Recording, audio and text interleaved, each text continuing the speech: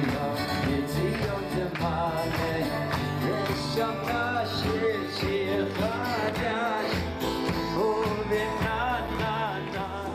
right, so thank you very much to Rabbi Kilstein. I really appreciate the invitation to be here. It's very exciting. It's very exciting to. I didn't make the connection that the reason why I'm speaking about relationships is because that's how we met. So it's very. We very much appreciate the being here, and we appreciate everything you do here with Yiboneh. So Baruch Hashem, it's an amazing avodah, amazing projects you do.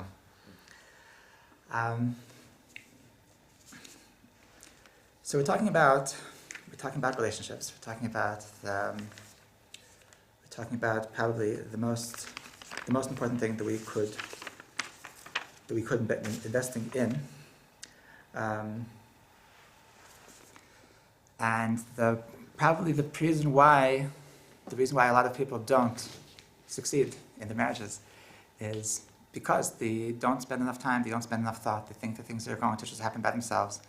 And they don't realize that this is something that I need to work on, this is something that needs thought, and if you just hope things are just going to work out by themselves, so then you find the unfortunate reality that things don't work out by themselves. And as somebody once put it, that it's ridiculous that to get a driver's license you need 40 hours of studying, but to get a marriage license, so you don't need any hours of studying. This is something that certainly requires thought and planning, and with a little bit of thought and planning, so then it's really on the way to success. That's certainly in marriage and relationships. So just being present and just showing up with understanding that this is something that I want to work on, and the mere fact that anybody that came to this class, that itself means that you're interested in thinking about this is something that you're interested in working on. Something that you understand that there's something that's not going to come by itself. That's why it's interesting to learn about, interesting to improve, interesting to gain tools, and it's a life goal. It's not something that you can ever put in your pocket. And the more you get into relationships, the more you learn about relationships, the more you understand that you haven't begun to understand, and so it's a constant struggle, a constant mission of how can I understand more about what I'm trying to do. So I wanted to try to bring from some different ideas that we find. The name of the class is a Kabbalistic approach to the dynamics of marriage, and the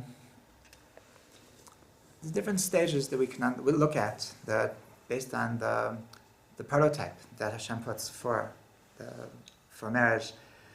Certainly looking at the first couple that Hashem put into the world, Adam and Chava, that we bless under the chuppah. We say that we bless every couple, that they should have happiness, that was the best marriage that we look at, and we're trying to imitate.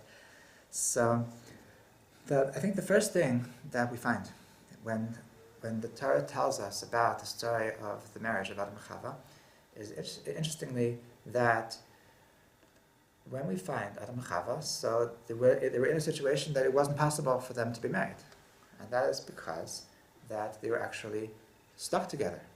That the way that Hashem created man is Zachar v'Nekeva Bara'am v'Yikra Shemam Adam. The Torah tells us that when Hashem created man, so there was actually that Ish v'Isha were together. And afterwards, so the Hashem decided to separate them. And he said, Lo tov, heyot Adam levato. He said, Lo ezer kenegdo. It's not good that he should be this one thing together. And that's why I think it's better that they should separate them. They should be kenegdo. They should be opposite them. And that is going to bring him to a state of tov. It's going to bring him to a state of goodness. So the obvious question that we have to ask is that what was Hashem thinking? That Hashem is perfect. Hashem knows everything. That if he understood afterwards that lo tov heyot adam levato, that it's not worth it, it's not wise for them to be one. So what was he thinking that he made them one? So there's a very deep idea over here that is very important for anybody who's in a relationship, anybody who wants to be in a relationship, and that is that the Torah is telling us over here that before a person is ready to have an other in their lives, So they need to know how to live by a levad. Levad, by themselves. That lo tov hayot adam levado, that it's not, the end result is not to be levado, but you wouldn't have been able to have a successful relationship if you wouldn't have been able to be levado, if you wouldn't have been able to be by yourself before that relationship.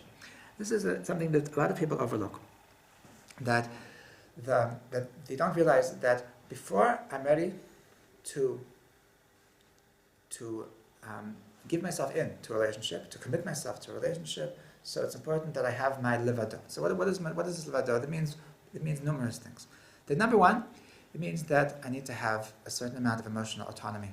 It needs to be that I'm not dependent on anybody else. That this is a very common problem, especially with people with low self-esteem, that they're dependent, that they don't feel that they have a self-worth, they don't realize themselves that I'm worth something. So they're craving the fact that other people give them attention. They're craving the fact that people gave them validation. That they don't feel that they actually they're legitimate people. They don't have the right to exist unless they hear it from other people. And these are the kind of people that are always interested in what everybody's talking about, saying about them. Now, there's a joke that the guy said that when I was 20. So I was always very self-conscious. What are people talking about me? What are they saying about me? I want to make sure that I'm going to fit myself to meet the way that I'm going to find favor in their eyes. Then when I got to the age of 40, I said, you know what? I don't care. We're in their face. I don't care what they say. They can talk all they want. Then I'm going to do whatever I want. Then when I got to the age of 60, then I realized that it's a mistake. Nobody's talking about me. Nobody cares. It's all in my mind. Okay? Because it really is. That when a person reaches a certain maturity, he realizes that nobody really cares. Like, why do you think that? What other people think about you? Whether or not you think that they like you, whether they think, wow, he does his own thing. Nobody really cares. That what I'm doing is because this is the way I want to live my life. And what other people say, that it's irrelevant. Obviously, a person can't get into fights with people. But the fact that I'm judging myself based on how other people are going to react, so that means I really don't have a sense of self. That means that I'm missing something very integral, very basic in the way that I look at myself. And a person doesn't realize that I have inherent worth, that I am somebody. So he's not ready to get married because he's going to be desperate. There's a person who's desperate. A person who doesn't realize that I am something. So then he needs this relationship in order to be something. So then that leads him to a place that he's desperate. And it's not so good to be desperate. Why is it not so good to be desperate? So first of all, because the person who's desperate is ugly. It's very ugly to be desperate. The people that I see this sometimes, the people that are like, they come to my house for shalosh hodos for the specific purpose of looking for a girl, and like they aren't even interested in the experience. It's I once had a guy that he was like, he literally he was like reading his book. He didn't even want to talk to anybody. It was just like scouting out. And it's ugly. It's when you're desperate to your one-tracked mind. What I need right now is I need to find my mate. I need to find my spouse. Then I need this. Without this, that I am nothing. So then you're ugly. You don't. It doesn't come off. It doesn't come across as being very good. It's not very attractive, and you're not going to get the things that you need. The second reason why it's so dangerous is because, besides the fact that it's impractical, because it's ugly, is because it brings a person to a situation that is going to settle for the things that really don't satisfy him. That if you don't realize that what you really are, then you won't be able to really understand what you really need. And this really brings us to the second part of what it means to have a levad, and that is to understand like what I'm all about. Okay, to understand the things that are important to me. Meaning that a person, everybody, that before they're in a relationship, it's better if you're already in a relationship, so it's never too late, that you have to make that you want to have things, some things like hopefully there's something that's important to you, something that you have a list of things that these are the values that are important to me in life. And if you don't have them, then like there's something extremely, extremely missing. Like there was once a girl that she came to me, and she said that I just met this boy, and that we had some issues. Like I said, like I like this community, and he likes that community. And he said, but you know what? It's not so important. That I'll do whatever you want. I'll dress with it. I'll have whatever color kippah you want. It doesn't really make a difference to me. And like she was so flattered that wow, I'm so important to him that he's even willing to change, to leave everything, to leave his family but I told her that it could be it's nice, but if he's such a wishy-washy person, he's been doing something for who knows how many years, and because of you, so he's willing to switch. So doesn't that mean that like his values aren't so strong, that he doesn't really have a personality, that he doesn't really have things that he believes in? That if everything in his life he's saying, yeah, I'll switch it, I'll do whatever you want, so that really means that he's nothing. So if he's really nothing, you want to marry a nothing. You want to marry nobody. So it's very important that we do have things that are important for us. Now, I don't mean to say that what color kippah you wear is something important. Very often, it's really not something important. But there are things that are very important, and these are things that it's important to know, like what things we're willing to compromise on, what things we're not willing to compromise on. Things like understanding what kind of physical life I need. What kind of how much money do I need a car? Am I going to be happy with a very, very frugal life? Or am I come from LA and this is just not going to work for me? That this is things I need. That a person doesn't sit down to think, like, what are the things on my list? So then they're going to be missing out. They're going to suffer because they don't realize what are the things that I need. Things like how religious am I? Right? This happens all the time. I said, so what's the level of religiosity are you looking for? Like this is what I ask when I don't know the person so well of how religious they are. So it happens all the time. They say, I'm sababa. They could be I'm great with a dasit, I'm great with a whatever. That's okay. So that always means the same thing. That means that religion doesn't matter to them. Right? There's no such thing as I'm sababa. That if you're sababa with anything, that means that you have nothing. That means that you are not connected to how religious you are. That if you don't understand where you are, if you don't appreciate that these are things that I'm not willing to compromise on. Things like, do I want to live in Israel? Right? There's some people I'll just go with the flow. That means it doesn't mean something to you. If you're a person that being in Israel is something extremely, extremely important to you, and you never thought about it, so then you might very well suffer when you realize that you didn't think about that, because you didn't make this list, that who am I, what are my virtues, what are my values, and you're going to end up in some relationship with somebody that would never think of living in Israel, so then that's going to be a game breaker.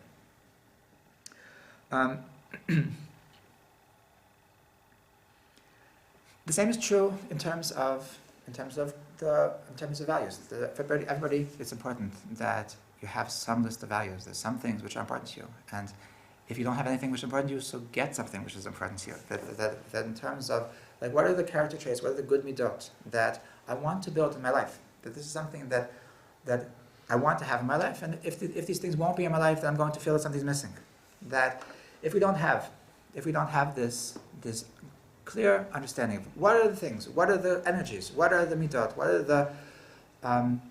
are the pieces of kedusha that I want to have in my home, so then it's going to be a disaster. That when I meet somebody, I'm going to just be blinded by all the wrong things, and I'm going to wake up one day and say, what have I done?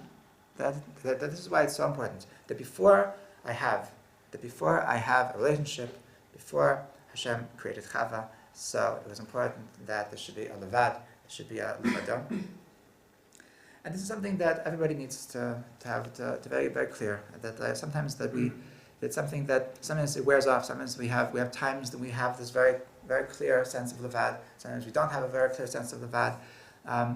That sometimes it's something that we can work on. That something that sometimes we feel antsy for some reason. That I remember once that I had this like a very, very long, exciting Friday night meal, and like obviously it was tremendous social interaction. And then after 2.5 hours of having the meal, then all the guests left, and then we had an Oneg Shabbos for the Mechamer guys, and another 2 hours of tremendous excitement. And it was like 12:30, and I was so excited that I didn't want to go to sleep. So I said, okay, I'll go to the Kotel now. And I was walking to the Kotel, and I was thinking to myself, I'm dying to meet somebody. I would love to meet somebody in the street that I know. I feel so alone. I feel so lonely. I need to just say hello to somebody that I know. And I thought, it's so weird. Why am I feeling like this? I was just having this. I had a great Friday night in every way, and like, why do I need to meet somebody? And then I realized that I lost my sense of my levad. I lost my inner world. I lost my sense of self. And it's a dangerous thing to lose. So Baruch Hashem, by the time I got to the Kotel, then I was able to daven, and by davening, I was able to rebuild this inner world. And that's why it's important for a person to have these places in his life, that you have this levad, that you have times that if it's tefillah, if it's learning, that there's no such thing as having an entire life of being together. You have to always have this time of levad, time to give yourself energy for who I am, to think about what I'm looking for, and only from that to go out to the relationship. The question.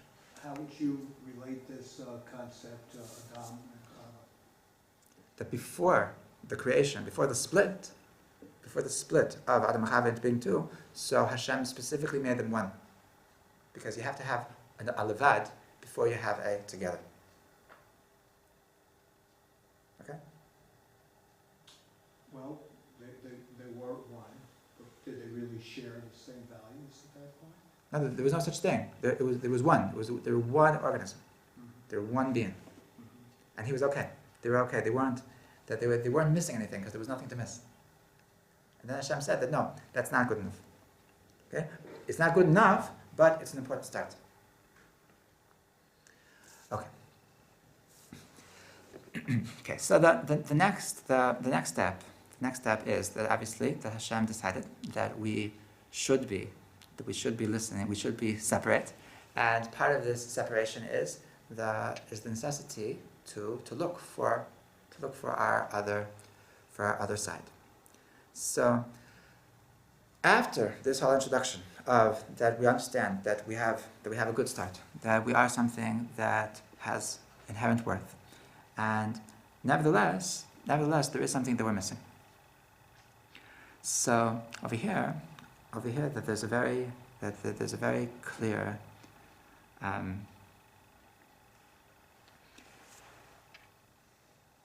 there's a very clear way that the Kabbalah tells us that what were the different energies in Adam and what were the different energies in Chava, and by understanding that, so we can understand a little bit that what are the things that bring us together. What is the things that the hashlamot? What is the things that we're completing each other? What are the things that we're looking for?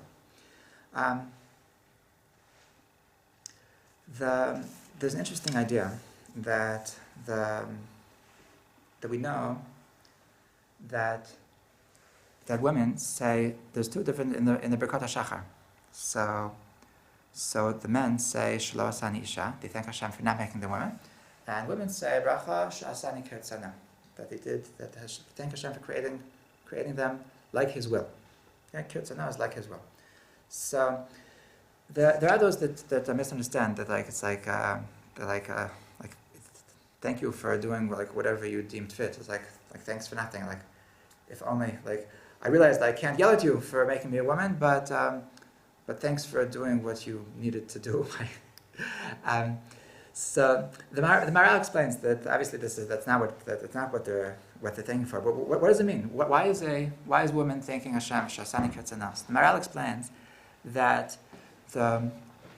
there's a difference inherently between the soul of a man and the soul of a woman, and specifically that Hashem. So all of their souls, He keeps them in heaven. He keeps them in the very, very high spiritual realms, in the high spiritual places, and He brings the soul down, and it comes down into this world.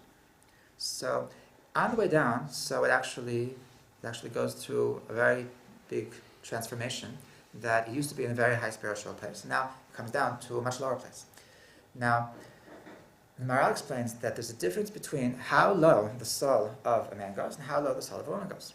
Meaning that the soul of a woman actually stays, it remains closer to the source, remains closer to the way it was in its very, very high spiritual place. Whereas the man gets much, much further down. Okay? Meaning that a man, so he has to struggle by the fact that his soul is more connected to the physical realm, and the woman has to struggle less. And that's a fact that that if you go to most classes in spirituality, certainly you go to ashrams in India, then you'll see that the vast majority is women. I read somewhere that in conversion, so that 90% of the converts are women. That it's a known fact. The women are more spiritual than men. That's what it means kirtzano. The women are thanking Hashem, Shosani kirtzano. They appreciate the fact that their existence is closer to the completion. It's closer to the ratzon of Hashem. And so this is really the secret of the attraction between men and women, is that the man looks at the woman as being this perfect being.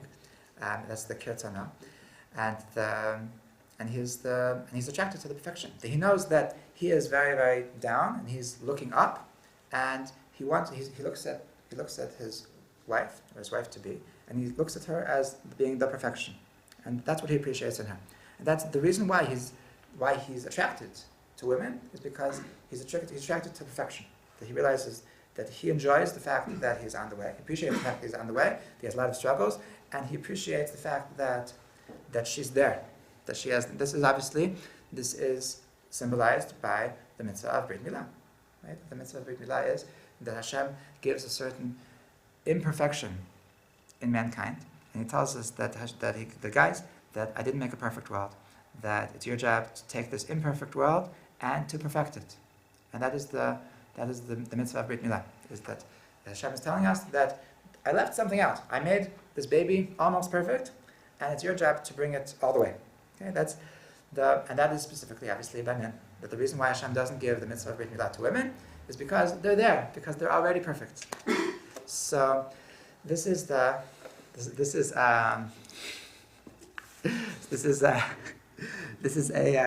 something which is very important for both sides to know. This is the secret of attraction. The secret of attraction of a man to a woman is that he looks at the perfection and he says, "Wow, that's exactly what I'm always aiming for. That's where my goal is." And the woman looks at the man, and why is she attracted to the man? Because she needs somebody who's going to appreciate that in her. She needs somebody who's going to realize how perfect she is. So this has very, very important ramifications for that there's always exceptions, that this has ramifications on both sides. That on the side of the man. So this is why it's so critical. It's so critical for husbands to be very careful about criticizing their wives, because the whole reason why she was attracted to him in the first place was because she needs somebody who's going to look at her as being perfect, and anything that he's going to say that you don't do that right, so then that's going to rock the boat on how perfect he thinks she is. So that's why, as a rule, and it's also important for women not to criticize men. That's for a different reason. But just at this point, so as a rule for criticism, so you never say that is wrong. No, you're doing that wrong. That why do you do that? That the only way to give criticism is to talk about yourself. Is to say that this is the way it makes me feel when you do this. When this is that to talk about yourself. That's okay. That you're not saying anything. You're not putting the other person down. You're not saying that I look at you as being imperfect. It's my problem. I just have this issue that when you do this, when you say that, so then it makes me feel like that. But from the perspective of the woman, so she needs always to feel that the husband is looking up to her, that he appreciates her perfection. On the side of the woman, so this is what does it require from the woman? Obviously, it requires the woman to try to be perfect, right? It's the fact that the fact that he is always looking up to her. He looked at her. He was attracted to her because he saw this element of perfection. And when a woman puts herself down in front of her husband, so it doesn't look good. That some people, there's some girls that they think that's very it's very humble. They think it's cute to make fun of themselves. It's not. That your husband wants you to be perfect. Your husband wants he wants to look up to you, and that's the way it should be. It's like it's always a bad idea to put your faults on the table. It's never wise on any side, but it's especially bad for the wife to put her faults out on the table, because the whole reason why he was attracted to her is because he looked at her as being something that is perfect, or a little bit perfect, and that's really the secret to the attraction of the husband to the wife.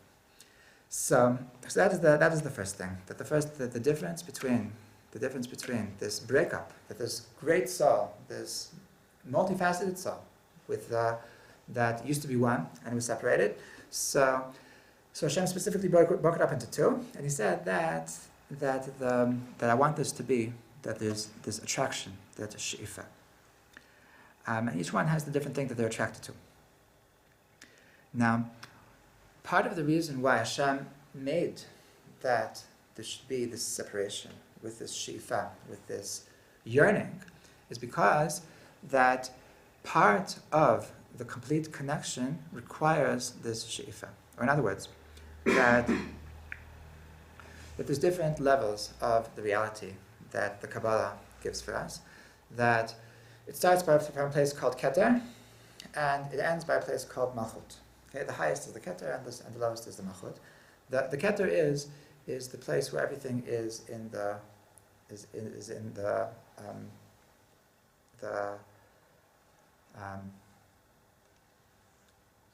what's the word? In the theoretical, everything is it's in this kernel that it's waiting to be, and the Malchut is where it actually actualizes itself.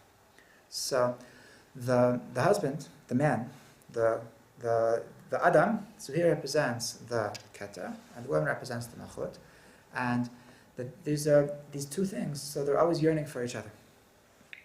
That the potential yearns for the actualization, and the actualization needs somebody to give them potential.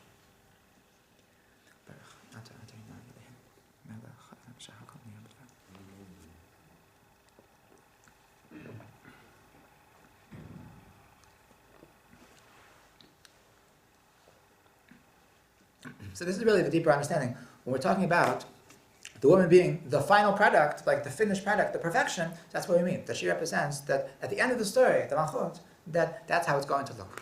Whereas the man, he represents the Keter, which is the potential. And his yearning is for that, his learning is for the actualization, and the actualization, so she's yearning for the one who's going to look at her and realize, and give her the ability to be the perfection of somebody. There's another facet of this separation between the Keter and the Malchut, and that is a difference in really the dynamics between the way that the minds work, the way that the minds of a woman and the mind of a man works. That what makes them tick, the way that they're different. And before we continue, so just the mere fact that we have an understanding that men's souls and women's souls are different things, so that itself is the greatest piece of knowledge that we could really have. Even without getting into how they're different. The mere understanding that they're completely different, so that itself is the greatest knowledge that we could have. That is really the real key to a successful marriage, to a successful relationship, is really not necessarily to understand that, I read that, that's the way women are, that's the way men are, now I understand. You don't need to understand anything. You just need to understand that you don't understand. You just need to understand that however I look at life, that's only, at best, it's not, it's very far from half of the ways to look at it. But at best, it's half of the ways that I could look at any particular situation. So the understanding that I don't know everything, and I don't know the perfect way to do everything, and the things that I think are right aren't necessarily right, they're just my particular observations, they're my particular preferences.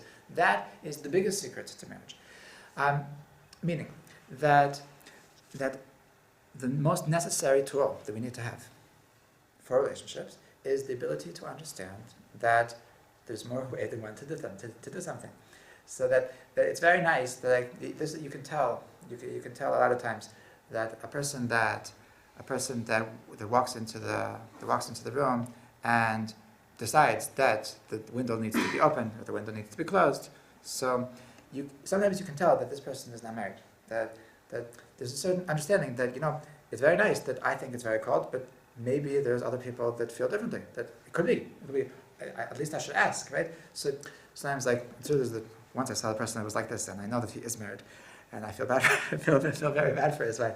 But the most necessary thing in marriage is to understand that the people are different, and there is no absolute truth. The fact that I think that this is absolute truth just means that is one half of the possible ways of looking at something. This is the absolutely most important thing. A person that's just self-centered. This is self-centered. So he's not ready to be married. A person read about somebody who was in a cab, and the cab driver was complaining about the speed bumps, and so the person who was in the car, so he was complaining. It was saying that I can't stand these stupid speed bumps. Every 2 seconds I have to slow down. And so she told him that the reason why they have speed bumps is because there's kids over here, and there's hundreds of kids running in the street, and they had some accidents recently, so that's why they put in these speed bumps. So he said, come on, but this is street, we need to hurry. And so she said, seriously, you really think that your fact that you have to hurry is more important than the safety of the children? And he said, okay, if you want to take it that far, so we should go back to horse and buggy. This is the way things are. We need to have cars. And so that is a person that was completely unable to overlook that their own personal needs. They're the person that is complete egoist. The person that is he's perfected the art of being the Vad. He perfected the art of just having my own personal world, and we reached an opposite problem. We had the first person that had no sense of self. And the person had no sense of self, so he's not ready to get married because who wants to marry nobody? And then you have a person that he's so full of himself that he has no room in his life for somebody else. That my entire existence is my desires and my goals, and I'm not willing to understand, I'm not willing to appreciate the fact that there's more to life than the way I see things. And this is the greatest way that we bring the Shekhinah into our homes. That it says the Ish v'Isha zachu Shekhinah shuya b'neim, that there was once a very holy rabbi named Rabbi Menachem Froman. He was the Reverend Takar. So he was once interviewed by some journalist, and he says, I have a scoop for you. You ever got a picture of God? So this guy started laughing. So he was standing next to his wife. So he said, over here, take a picture. It says beinehem. The ish v'isha shechina shurei beinehem. The between the ish v'isha, that's where the shechina is. And he was serious. The shechina is specifically found in this middle ground between the fact that we have different ways of looking at the world, different ways of how to clean the house, how to go on vacation, how to do anything. The fact that we have different ways of looking at something, and we're able to appreciate the good in the other side. So this is really the secret to the Shekhinah. Because the Shekhinah is obviously, we're talking about bringing God into a house. So God is the infinite, is the realm of the Ein Sof. Right? It's one of the themes we have right now with Hanukkah. It's the eight, it's the beyond. That we want to try to bring the beyond into our homes. So how do you bring the beyond? How do you bring Hashem? How do you bring the Kedusha into your home? How do you bring something which can't be contained into your home? That at the moment that you realize that there's more than I understand, that it's true, that in my eyes is completely scientific, that this is the way to do something, that when I realize that it's true, that I realize that this is 100% true, but I realize that there's more to life than my entire percent, than my 100%. So that is when you bring the infinite. Because in the infinite, so then there's actually room for contradictions. That it could be that one thing is 100% true, and the other thing is 100% true. That's only a problem in the finite world. But in the infinite world, so then you can have two things which are completely contradictory, and they're living together. And that is the way that a person brings the infinite into his home, by understanding this, by taking a step back, by realizing that it's true that I'm 100% sure about this, but to understand that that's only my way of looking at things. And really there's much more to it than that. So to really to understand that my entire way of looking at life is really confined, is really limited, that is really how you bring the Shekhinah into your home. And this is why it's a very important tool when one of the most important tools in relationships is first of all how to have conversations, is how to make compromises. Okay? When we're talking about having differences of opinion, so we said before that sometimes that there's things that are not wise to compromise on. You shouldn't compromise on how religious you want to be. You shouldn't compromise on if you want to live in Israel. You shouldn't compromise on things which are really, really critical to you. But there's a lot of room for compromise. You can have compromises about whether or not you should open the window at night. You should have compromises about where you want to go for a trip. You can have compromises about how to spend money. These are things that there is lots of room for compromise. And what's beautiful about a compromise is that exactly this, that you have these two different opinions, and when you have a compromise, you're saying, that I'm really positive about the way I think, but I respect the fact that you're really positive about what you think. And I see the good in what you're saying, and you see the good in what I'm saying, and based on that mutual understanding that there is beauty and there is truth in each other's opinions, even though it could be that we don't really see it, but we believe it's there. That's really enough. That based on that belief, that understanding, so then you come to bring something together. And that is where you bring the infinite in. You have these two understandings that I know that I'm sure of myself, but at the same time I know that there's more to life than that. When you bring both goodnesses in, so that's really how you bring the infinite. That's how you bring the Shekhinah. So a person that doesn't respect himself, there's a lot of people that are really pushovers, and their secret to differences of opinion, their tool in not having confrontations is to give in. And it's a very dangerous thing. It's a very dangerous thing to always give in, because when you're giving in, so first of all, you're becoming a nothing. You're becoming a nobody, and you're not giving yourself. You're not respecting yourself. That's having the first problem. And the second problem is that you're not building anything. You had this opportunity to do something amazing. You had this opportunity to bring something amazing into your marriage, into your relationship, of understanding that it's true that what I understand is correct, but I also believe that there's more to it than that. And you're giving up an amazing opportunity. So first of all, if you don't appreciate what your own thinks, it's going to backfire. You're eventually going to resent your spouse because nobody really doesn't care about anything, and more importantly, that the fact that you're going to resent her at the end, so it's going to bring you to you're never going to be able to build the dimension of the infinite in your marriage.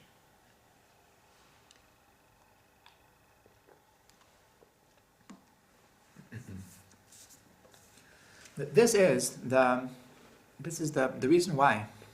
The reason why the Hashem made it, that we need to separate. We need to have, first of all, our levat. We need to have, first of all, our own experience, our own understandings. And yet He put us in the situation that we're yearning for something bigger. We're learning for some way of becoming more complete. So there's something that He put into our lives, because the only way that you can have something real is if you have a yearning, if you don't feel like you're there, that anything finite is just there. If you want to get to the infinite, you always need to be yearning. And because our marriage is trying to bring something, a relationship is trying to bring something infinite into our marriage, so it requires the fact that we're yearning.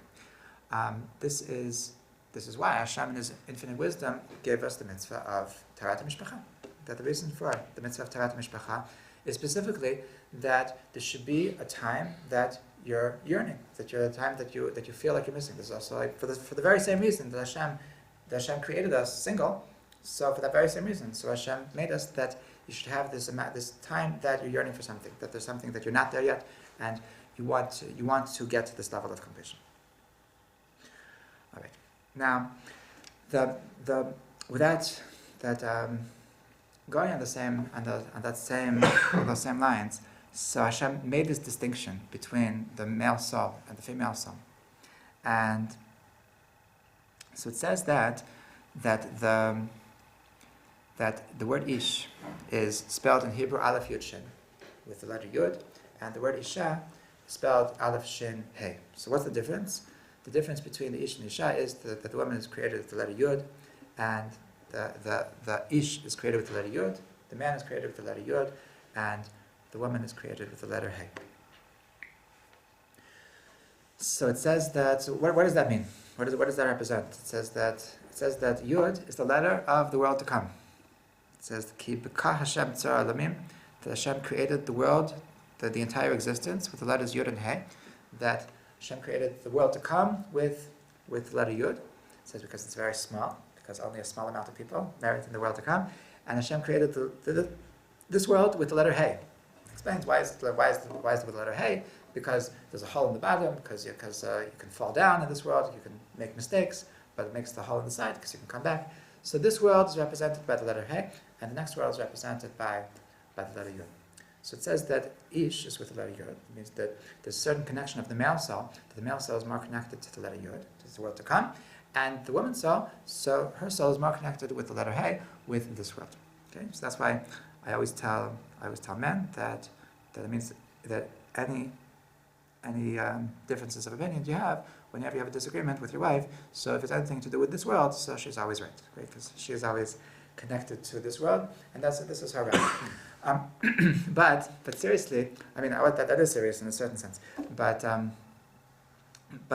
what does it mean? What does it mean that women are more connected to this world, and that men are more connected to the world to come? So the world to come is the world of thought, and there's nothing physical in the world to come. And this world, Olam Hazeh, is the physical world, is the actual world. So this is also representing a certain difference between the energy of the male soul, energy of the female soul, that the man's soul is more connected to the world of thought. Okay, what do you mean is connected to the world of thought? So in the world of thought, so there's a lot of theoretical. And what's nice about theoretical is that you don't really have to make decisions. Right? And a lot of things can exist simultaneously in the world of thought. Whereas in the physical world, so something actual, so then it's either this way or that way. You can't have it both ways. So that's why in terms of committing, so a lot of times men have a harder time committing than women, because they're more at home in the world of thought, that they have a certain fear of making something real, a fear of making something finalized, and it's hard for them. It's hard for them to really believe that I'm going to have to give up on this certain amount of my thoughtliness. Whereas the woman, so she's more connected to this world. She's more connected to the world of actions. Somebody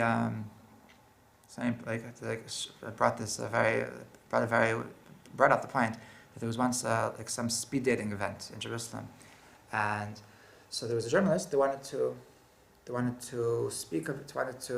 to write about the speed dating event by being a guy in the event. So he was able to be an eyewitness and able to experience it, and so he was going to write about it. So he sat down by one of his dates, and he said, "Wow, this is so awesome! It's 8 dates for the price of 1." So she said to him that really I can't stand it. I feel like I'm doing an eighth of a date 8 times.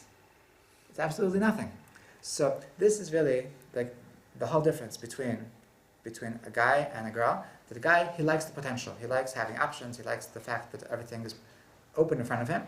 And whereas the girl, she wants something real. She wants something actual, because she's connected to the world of Maisa. She's connected to the world of something of like actualizing Whereas the guy, so he's more at home in the world of thought. This translates into.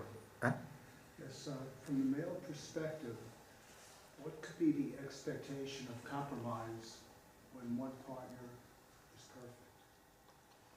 I didn't understand. Did you hear me? No, I didn't understand. Yes, from the male perspective, what is a reasonable expectation when the partner is considered perfect? If you have a perfect wife, so what's... Continue? I have a problem, and I think Rabbi Arush talks about this also, about the wife being the perfect partner. Okay.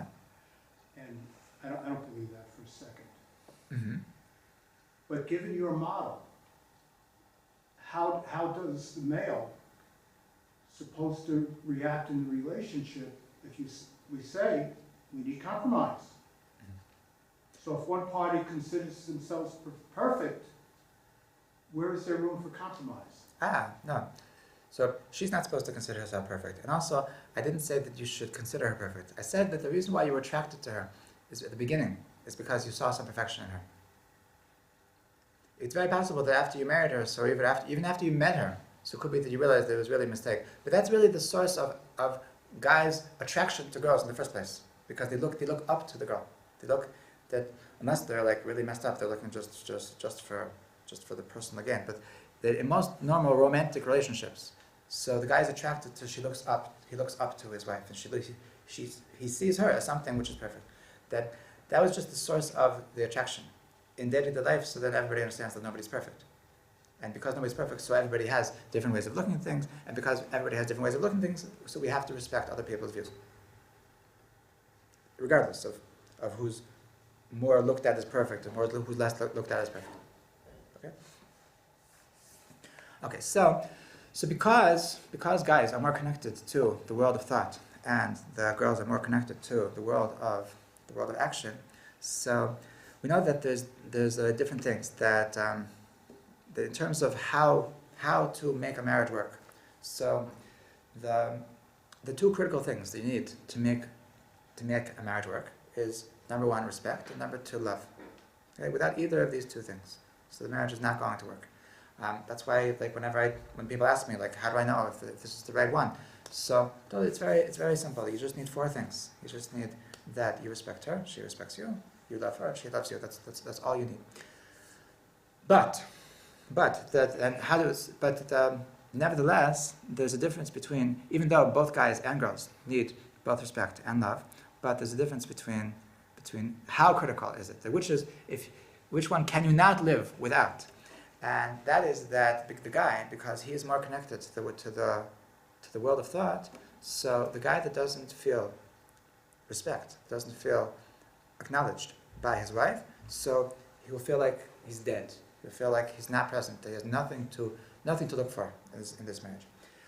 The girl, so she also needs to be respected, but because that was really the whole reason why she was attracted to the guy in the first place, because she wanted somebody who was going to look up to her. But in the marriage itself, because she's more connected, because her soul is more connected to the world of actions, so what she really needs is the experience. She really needs the love. Okay? So the responsibility for each side is to understand the needs of both sides, to understand that the girls need to understand that how much your husband needs to feel that you look up to him, that you respect him, that you think that he's worth something, and how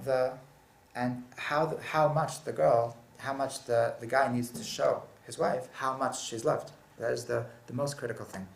So, like, in a very practical way. So, it's the girls always need to be able to look at their husband and see him for who he would like to be. That everybody has a certain way that they respect themselves.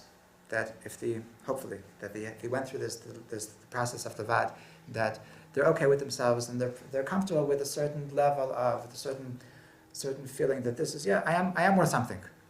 If their spouse, if his wife doesn't appreciate that, so nothing else, they're going to feel that I'm a failure.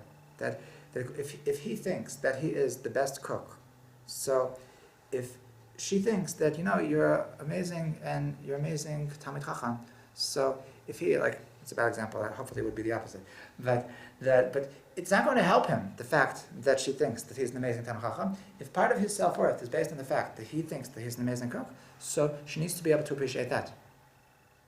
And it's fine, you can lie. It's really okay. The Torah says even Hashem lies for Shalom Bayis. So it's how critical it is to have the respect on both sides, but especially on the side of the man and on the side of the woman. So she needs to feel loved. How does a woman feel loved? A woman feels loved that obviously by getting a lot of compliments. That's obviously something that makes her feel loved. And the most important thing that she needs to feel loved is that she feels like she is number one. That the greatest way that you can show somebody that you love them is that there is nothing else. That there is nothing else in your life that's before that. There's a lot of people, so they like to feel a little bit of freedom. They don't think it's that it's so necessary to listen to the things that their spouse needs, that the wife needs. That this is like, I asked you to be home at 5 o'clock. Like, I understand that something else very, very, very important to come up. But even if it's very important, but she feels like there is something which is more important than me. At the moment, there's something that's more important than me, then she doesn't feel loved. And a woman that doesn't feel loved, so that even if everything else is there, so she's not interested in the marriage. So this comes from the fact. This comes from the fact that there's a difference between the souls of the man and the woman. So anyway, I bless us all that we should have successful relationships, and it's really a life's challenge, and it's really like I said at the beginning, that the 80% of the success is just showing up, just understanding that there is a lot to learn, and there is a lot to work on, and it's doable. And it's just a question of it's an expertise that can be gained, and when you have a desire to work on something, so then that's really that Hashem helps you for the rest, and everything will go to B'ezrat Hashem. Toda Rabba.